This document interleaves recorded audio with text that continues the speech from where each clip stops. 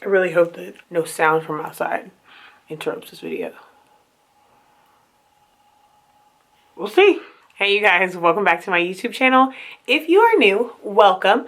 My name is Jasmine, and today we're going to talk about this concept that I'm continuing to try to apply in my life, unlearning. Stay tuned.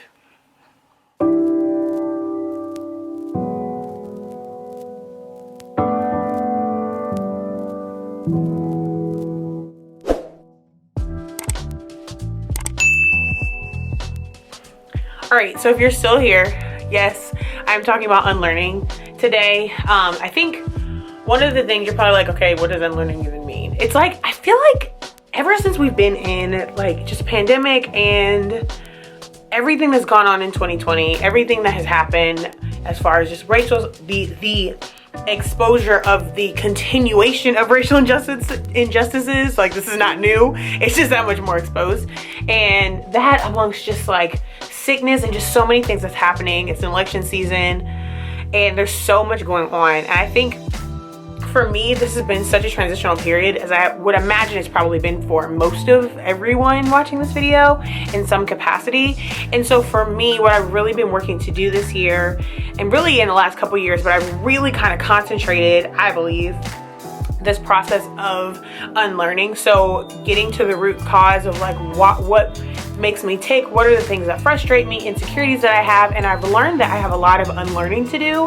And I think even as a kid, when babies are born and they start to talk, like my niece, baby cousin, but I essentially identify her as my niece, watching her just learn and watching her discover the world for the first time and discover aspects of the world for the first time, she's learning and she's taking in so many aspects of things that we as adults have already grown accustomed to and even maybe don't appreciate the way that we should, right? And so watching her just explore, it's like she's learning, she's adapting, she's seeing her parents engage with each other, she's seeing her family, she's seeing toys, how she even engages with her toys, her imagination. It's so beautiful to see. And I think something that really has just hit me is just this concept of having to unlearn so that you can relearn ways to do things correctly. And I think for me, it's always something that I feel like has been in the back of my mind, but being able to actually put a name with it has really helped me to apply and be that much more intentional with how I unlearn stuff. So when I say unlearn, I'm just talking about things that frustrate me. So I've had a therapist for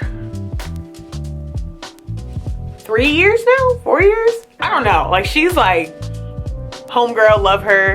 And she's really worked with me just about things that frustrate me. And I've always considered myself, I would say, remotely self-aware, but she has, even as most therapists have, in just productive conversations with friends, has helped me to really lean into how this part of my past connects with how I react and manage things, or this part of my past, how I tend to shy away from something, or just different things that make me who I am.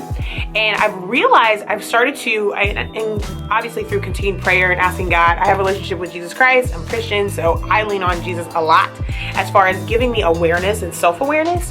And it's really just something that's so wild. So some of the things that I know that I wrestle with is I tend to catastrophize things. So I tend to have, maybe a situation happen that I had a hand in making it worse, or I was brought into something, or something happens.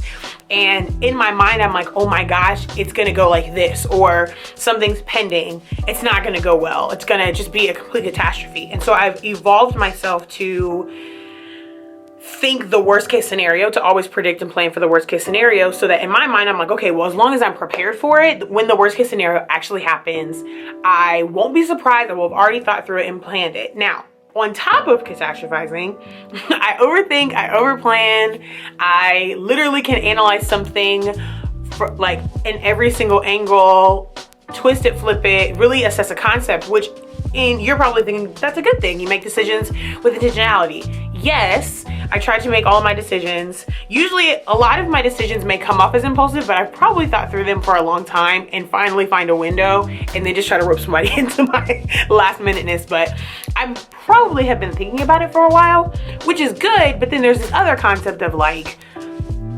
well, what if this happens? What if this happens? What if this person reacts this way?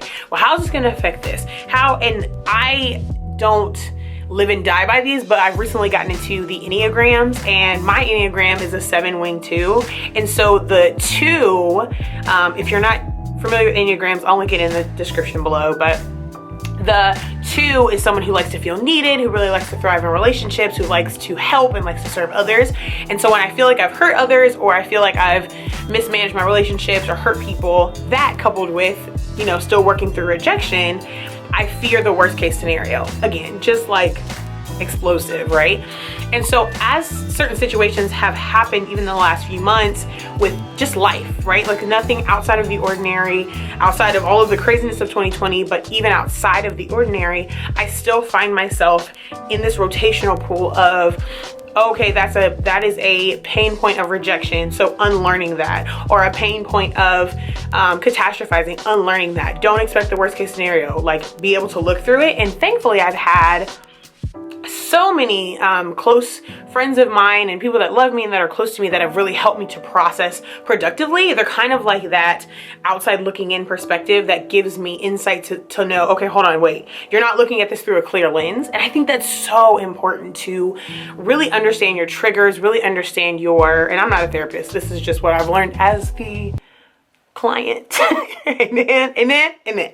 I have learned that it's so important to recognize and understand what your triggers even are, some things that make you tick, things that you've experienced that still play a part even now.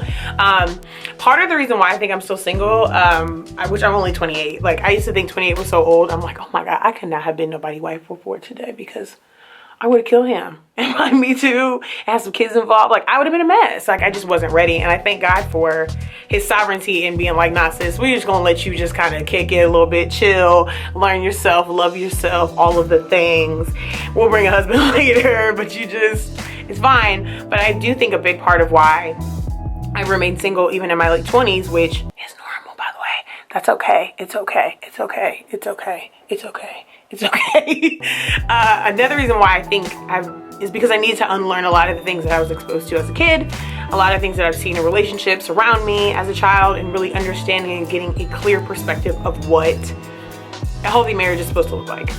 I plan to circle back here after I'm married and have that conversation and revisit it, but no one's ever 100% ready for marriage. I just think it really has set me up to be productive in the wife space, and I'm thankful for that. And so again, just unlearning these things. And so I think it's so important and so vital that, like, as much as we emphasize learning, educating yourself, bettering yourself, learning a skill, learning a trade, it's also, I feel like it needs to be so emphasized the importance of reflection, introspection, and self-awareness, and unlearning, and really processing, and like what are some roots that need to come up. So if you're a Christian, you'll know like uprooting some things, or you know, God will prune you, those concepts. It's essentially the same thing as far as just really getting back to the basics of what existing and what participating in productive relationships really looks like. I love just participating in and learning how to better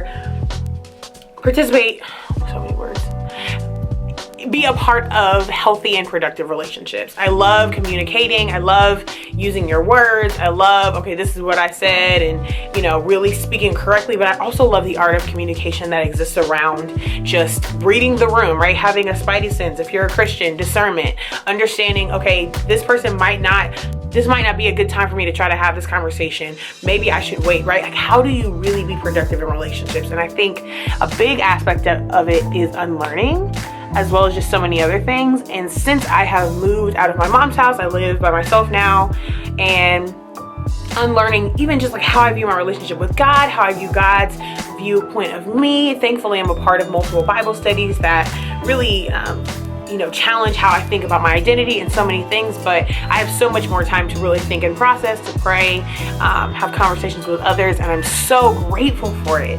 It really has just continued to propel me. And I think this video was really for me to just share my thoughts and also just to, you know, give you some insights and some things to think about. What are some areas that maybe you could maybe unlearn in? What are some areas that it's like you continue to find yourself in the same cycle that has the same root, right? So for me, sometimes my cycles are rejection, sometimes it's catastrophizing and fear, sometimes it's not trusting God. Like, it's just this revolving door, and it continues, different scenarios, but the same root continues to show itself. How do we unlearn those things? How do we apply better concepts of how to manage effectively and appropriately, thus making you better? So those are just a couple words from me. This video isn't too long. Hopefully you subscribe because you were already prompted in the beginning of the video.